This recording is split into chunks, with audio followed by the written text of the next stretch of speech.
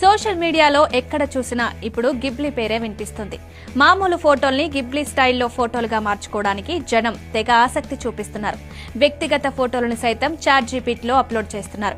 Ghibli style ఫోటోలు create అయిన తర్వాత వాటిని తమ సోషల్ మీడియా ఖాతాల్లో షేర్ చేసుకుని తెగ మురిసిపోతున్నారు. అయితే గిబ్లీ స్టైల్ ఫోటోల కోసం మన వ్యక్తిగత ఫోటోలను చాట్ జీపీటీకి ఇవ్వడం సురక్షితమేనా అన్న ప్రశ్న తలెత్తుతోంది. చాట్ జీపీటీలో మన వ్యక్తిగత ఫోటోలు అప్లోడ్ చేయడం సేఫా కాదా అంటే ఖచ్చితంగా కాదు. దాని వెనక కారణాలు తెలిస్తే మీరు ఇంకోసారి ఫోటోలను చాట్ జీపీటీలో అప్లోడ్ చేయరు.